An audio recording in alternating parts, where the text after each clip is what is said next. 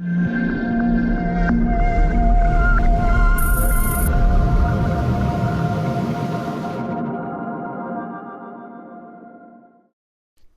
Player free.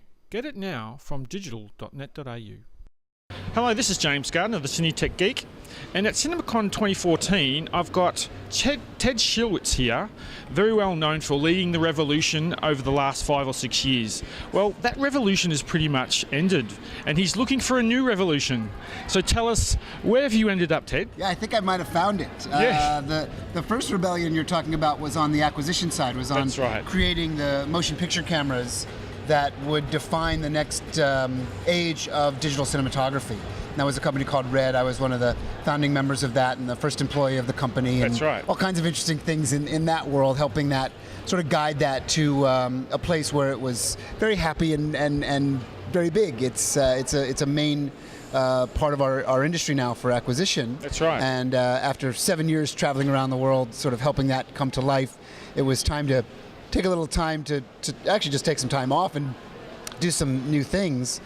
So I just decided to retire from that, and not really knowing what I was going to do, but I had a lot of friends in the industry that was chatting with, but had no specific goals other than just not get on an airplane for a few weeks, few months. That career must have been extremely hectic for a long time. It was. I mean, it was a ton of fun. Don't get me wrong. I wouldn't trade it for the world. A lot of good friends, and absolutely. I know. Yeah. I'd collected friends in literally every country on the planet, That's except right. maybe Antarctica and the middle of Africa. That's pretty much the only places I haven't been. Yes. And I still communicate with all my friends all around the world, including Australia and China, and Europe, and you name it, Japan, Korea, all over. And we're all in the movie business together. So. My quote-unquote retirement, I mean, I'm old, but I'm not that old. No. Two things happened. Yes. So a couple days after I left, I get a call from a very good friend of mine who is the president of Fox Studios, post-production of 20th Century Fox. His name is also Ted. He's a total gunslinger like me, as you saw in some of the presentations. He was here before, yes. And he said, yeah, you're not retiring. I'm like, well, no, not really. But I'm going to take a few months off and relax. And he goes, no, you're not. You're going to come play with me in my sandbox now and help me define and figure out the future. Yes. And I said, well, that sounds fun. Could I take a few months off? And he goes, no, you get 2 days. And just 2 days? He said, I'm clearing out an office on the lot for you. I want you to start thinking about what we can do to start shaking things up. And we came up with this very unique title for me. I'm known as futurist at Fox. Actually, on my business card it says futurist/consigliere, which is a very unique title for a big movie studio. That's true. But it's really all about defining the future for them, helping them guide. Not that I have all the answers. I probably don't have many answers at all, but I'm looking all the time. But going digital has really, it's such a good time for being there because, like at CinemaCon now, we all look at the transition to digital is pretty much over. Right. But I've got for this show I like to have a theme, and the theme for this show is innovation and transition. Right. Well, here we go. That's right. Yeah. We're transitioning from conversion to the innovation side of going digital, and it's just like a blue sky. Right.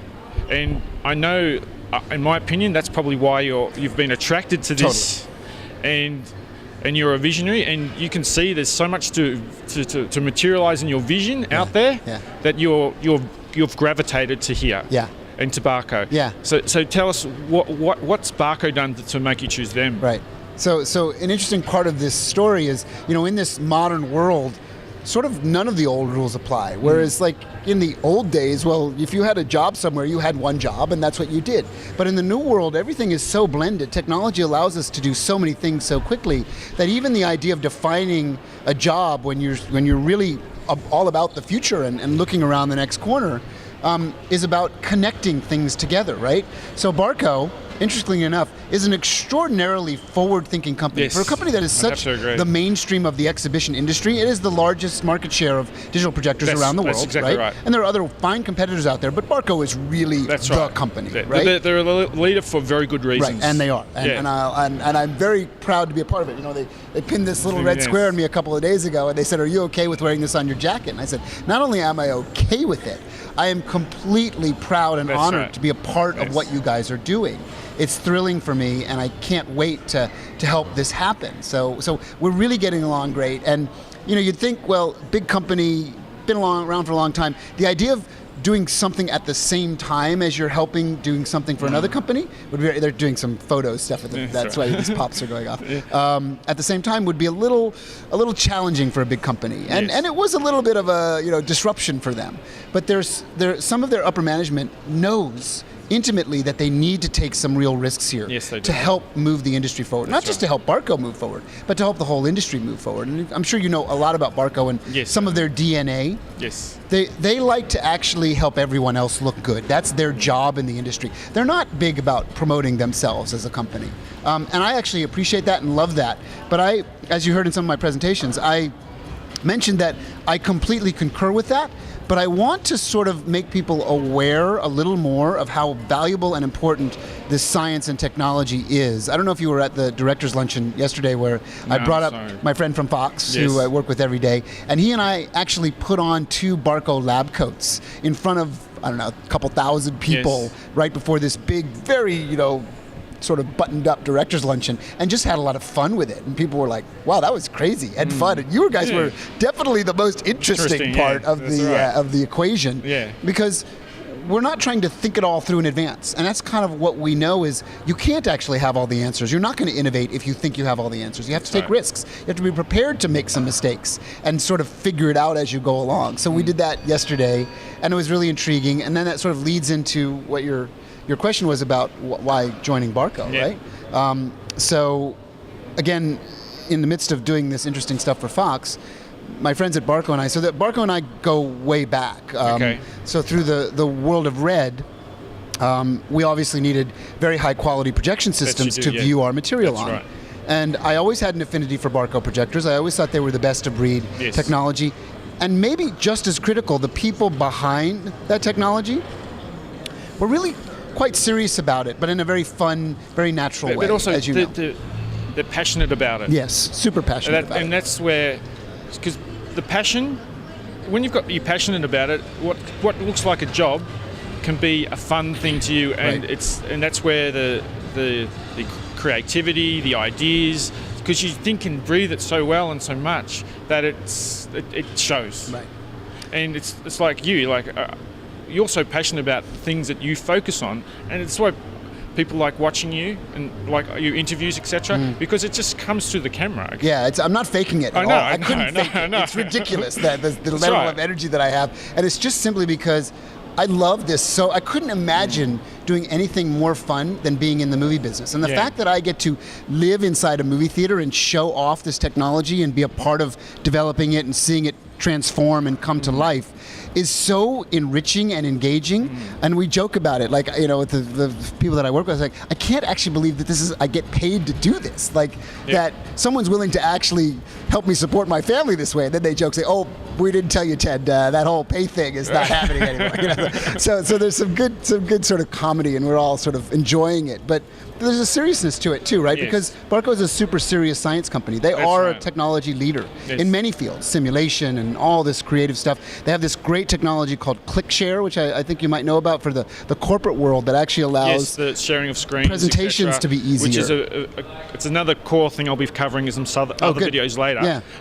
It's not cinema, but someday it probably will be. I mean, it's really interesting the kind of businesses they get into. Right. I'm really excited about their the gamification of the cinema. Me too. That's probably the problem with Barco this year is they've got too many things to show. Our presentation was so long, and nobody wanted to leave because it was so interesting. That's right. But they have other things to do, and of course, we drug them off the convention floor to a real movie theater here at the cinema. That's right. So this whole theater, like at the convention floor, it's a very simple stand, because really it's all here in this movie theater. It's all in the environment it's supposed to be seen, and that's a brave thing for Barco to do, to drag people out here. But I think it's the right thing to do, because we need to show the cinema owners, not just talk about this. We need to visualize it. We need to show it to them in the environment, and show how it will affect you, the emotional impact it'll have on you and your clients. You won't be able to see it from the camera, or maybe you want to pan your camera around really quick. I'll pan, but you can get a shot of it. Yeah. The entire lobby is now being taken over with Barco technology. That's right. Which is, it's so cool.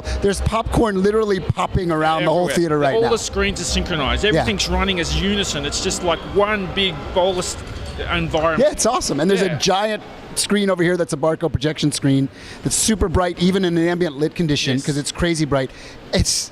Like I said, I can't fake this stuff. I get so excited. I look around like, even before you get into the theater, the lobby experience, we call it lobby enchantment, is our thing, is really freaking cool. Yeah. And we're just getting started. Imagine we're going to put a whole bunch more of these panels. It engages people even more, and it makes them want to come to the theaters more, which is what we want. That's right. And that's like the essence of the passion of making the experience more and more and more. Right. From the camera, now on the other, we're at now our exhibition on the other side of the coin, and now we're improving that side of the market. We're innovating. We're going to bring it forward, and Ted is here because that's where Ted is when that's happening. So. But now you were going to talk about NAB a bit. What's happening with NAB? Yeah, so here's what's great about Cinemark. So Cinemark's 100% Barco. They are a big proponent of Barco. It's much more than just a customer relationship. They are really a partner of Barco. They help Barco and Barco helps them in the best possible way. Yep. It's like this relationship, right, where we look out for each other. So when the story as it goes was literally the first week on the job at Barco. We're planning all this stuff at Caesar's Palace where the CinemaCon is. And I'm like, guys, I know this is going to be disruptive, and I know it's like I'm only 3 days in on this, but here's what I think. I think that based on what we're doing and some of the secrets that we're getting ready to reveal and the new laser projector and all these new things, I think no matter how good you can do things in a simulation of cinema at a casino and a convention center at Caesars, it's not a real movie theater. That's right. Where's the closest real theater that we can bring people to? And remember, there's deep in planning already for the convention. Yes. And they said, well, it's Cinemark, and because they have a big XD house, they're probably willing to let us use it. We're going to have to ask nicely, but they probably will let us do it. And I said, I think it's worth the ask. I know it's a big one. I know it's like my first week. Yeah, to take over the prime cinema. But I'm gonna throw this out there, see what happens. And they went for it, right? And Barco went for it, which shows you how much courage Barco has. Now, the Muppets are taking over the lobby, by the way, so you can get some of that. And that's shot on the red, which is kind of fun. So my worlds are very blended together. Right. So I'm very proud of all this stuff shot on these great cameras I had a hand in bringing to life. And now I'm on the other side of the equation. So that was week one, and it worked. And we had a talk, and I mentioned at the director's luncheon, and we invited everybody to get on a bunch of buses and come over to the cinema here at Cinemark. And we had a completely packed house. Like every seat, we had some stuff covered in the really front seats, just some black duvetine we had to take it off, and we just had to fill every seat. And they literally watched my back as I was talking for some of those people, and they were okay with it. And it was, so it works. So the experiment, you take a risk. Sometimes it goes, sometimes it doesn't. This year it really seemed to go. So everybody seemed to get it, and it seemed like we really generated the excitement at CinemaCon that has been missing. That some of the other companies didn't really get yet. So we brought a little showmanship back, and it worked. So now one of the big reveals was the escape technology. Yes, absolutely. And if you want to talk about it, it's so to me, the escape technology, it's so like the presentation, it's such a big idea. It's really hard to put into a video right now, right? And so I plan to, I'm sure Barco is going to release some more content that I can use to display that, and I'd prefer people wait for that, but I'm sure that'll come very soon. But the escape technology and the idea and the thing that Ted launched here is mind-blowing. It's nothing anyone expected, I can tell you that. So do you want to talk about it at all? Of course, yeah, I'd love to talk about it. I love talking about it because I'm excited. There is a website associated with it. Okay. And there's no way you can experience this on a website. That's actually part of why it's so important. That's right. But we have a website for people to get information, at least get a sense of what we're doing. And the website is Ready to Escape. So the word ready, the number 2 escape, readytoescape.com. There's a little walkthrough of what we're doing with some explanations, and then a little form at the end that you can fill out for more information and to keep you posted. But essentially what we launched this is a big part of the reason I moved on from Red to do something really new and exciting, was a new vision of cinema, a new landscape, a much, much larger, more compelling way to tell stories. Now that we have technology that can enable us to break past that rectangle and actually go in much, much wider places around us in a traditional multiplex cinema. That's what's so unique about this. This is what we've been trying to do. So this is a project that Barco's showing at its earliest stages, yes, right? Yes. Now, it's pretty evolved, as you've seen. It is. But we would still call this the experimental stages. That's right. So we're looking for others with courage in the exhibitor side to help us guide it. That's the thing I say when I saw it. This is a brave thing for Barco to do. It is. It's something that a company that leads the way does. Right. Has a chance to try this. That's kind right. of stuff. It's only a company that is a leading company and it's got the balls to do it. Could do what they've done here today, and it is very. Go to the website, guys. You'll learn about it. But essentially, we asked a very simple question when we look at that screen. We say, well, why is it that almost 100 years ago, someone put up effectively a bed sheet in front of us, achieved a single point of light, put it on that bed sheet, again, that was analog with candles initially, and then, other forms of light, right? And now, of course, we use laser light. So we keep achieving new ways to push that technological boundary. The bed sheet's gotten larger, obviously, gotten much more exotic over the years, all the way to IMAX size and giant CinemaScope size. But it's still effectively just one rectangle. It's got a boundary to it. Right.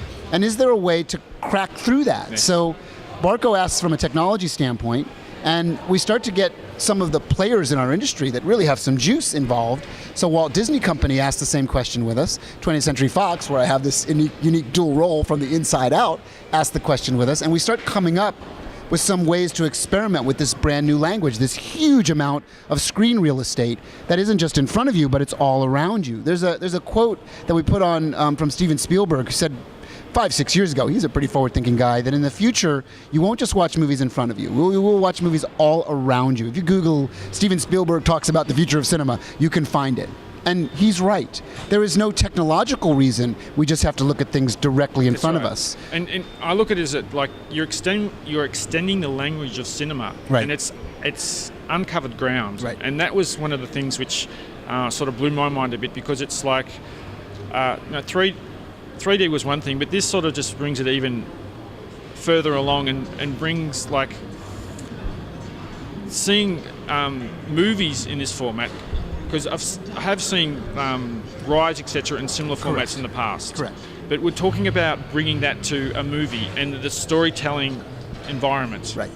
And this is, something that hasn't been done like this before. And I'm really, the studios who are jumping into this holus bolus and willing to do the experimentation, try all the different things, because there's so many things you can do, and there's things that will work, there's things that won't work, and it's very brave and it's exciting to see. And I'll be honest, when I saw this presentation, there's some parts that blew my mind, there's some other parts which I didn't like too much. Yeah, which is expected. That's exactly right. But it's the fact that they're doing it is the thing. Right. Well, you hit on a couple of very key points that I brought up in my talks. This is designed for mainstream motion picture, for the multiplex, for Friday night, Saturday, Sunday, right? During the week, like anytime. And you're absolutely correct that this kind of language of big boundaries and very, very immersive experience has been played with theme parks for years. Guess who's the leader in much of that projection? Barco. Yeah. They already know how to do That's this, exactly right? Yeah. So, but the trick is, how can you extend this into mainstream cinema, into every multiplex around the world? Well, we started asking that question and we start exploring that. That's a big part of what this is different, right?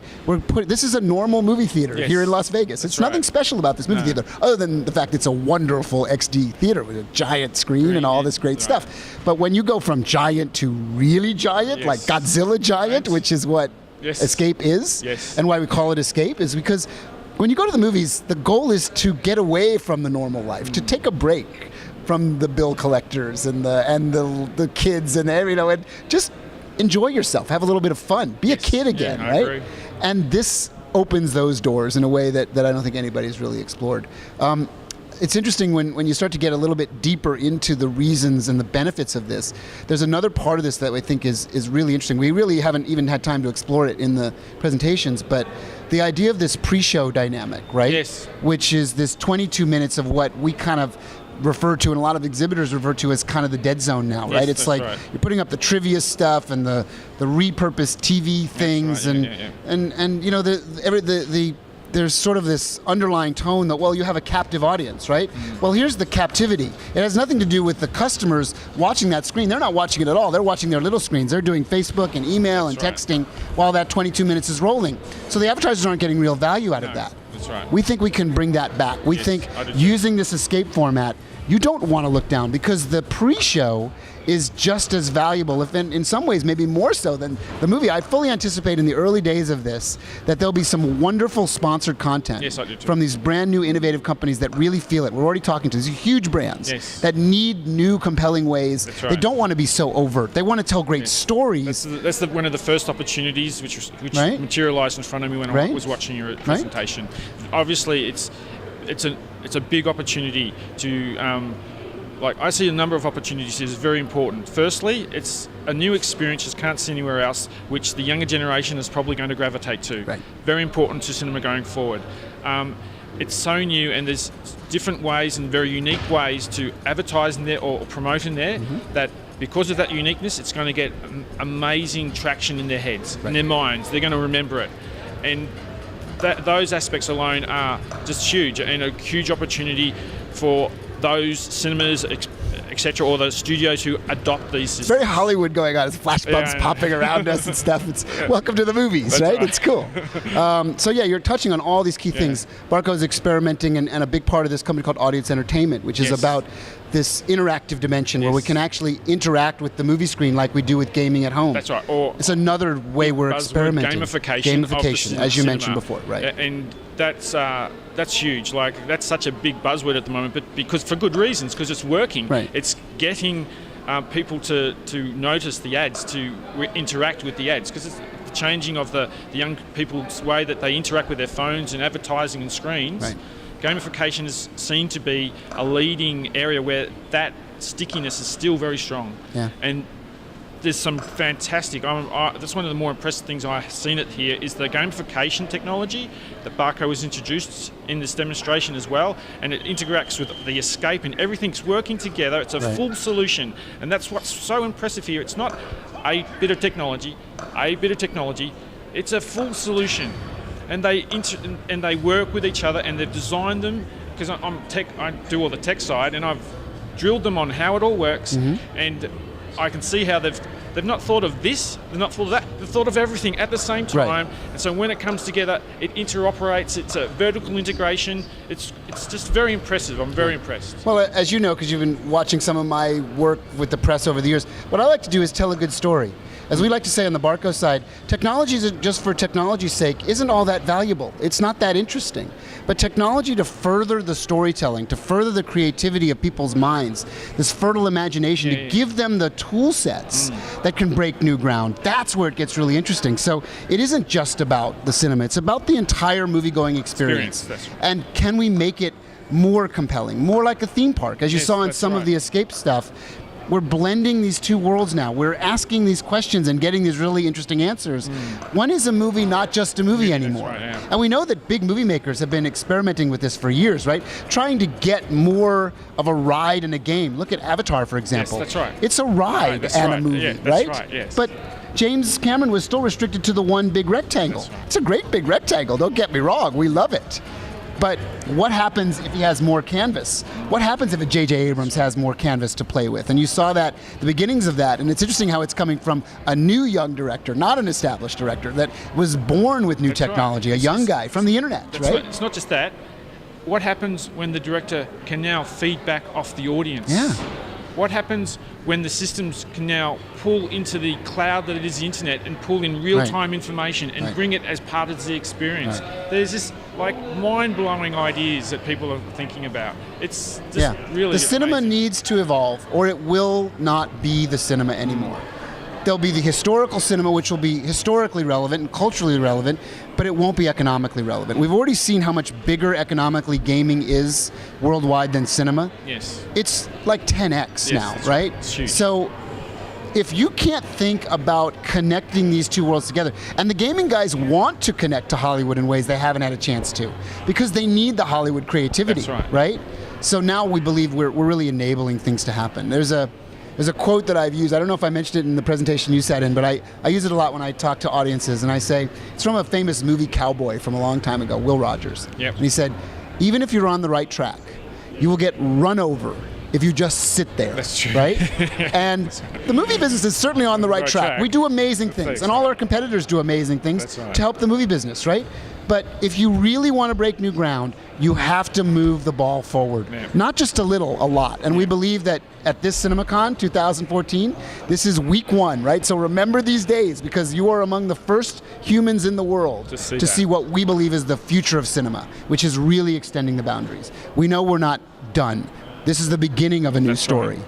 Not the middle, not the end, right? And we're looking for those that have the boldness and the courage to take the ride with us. In the best way possible. Yes. It's going to be a ton of fun. It is. It's fantastic. I can't wait. Well, it's going to be very interesting next year again with CinemaCon, because I can just see that a lot of these ideas will be maturing, and we'll get more input from other minds and other parts of the industry. Absolutely. And it'll be very interesting to see how that evolves. So, yes, Barco at CinemaCon 2014, very impressive. Ted Schilowitz here. He's on the edge again. He's in the revolution again. Just look for a revolution, and he's there. And I really thank you very much for coming on my channel. That's thrilling. Hopefully, I mean, this is a big, long interview, so maybe you do a little cut-down version and the long version, and I don't know, whatever. But, we'd love to show it. I can't wait to show it off to all my friends. Yes, so it's great. Great content. Everything we said, I think the whole thing will be watched, because it's just we've spoken about, because this is the start of the revolution. Absolutely. It's when people will hear and listen the most. As I say, keep your eyes open, because it's really happening right now. Well, thanks, Ted. My pleasure, James. Thank you. Thank you, everybody. Thank you. See you next year. Bye.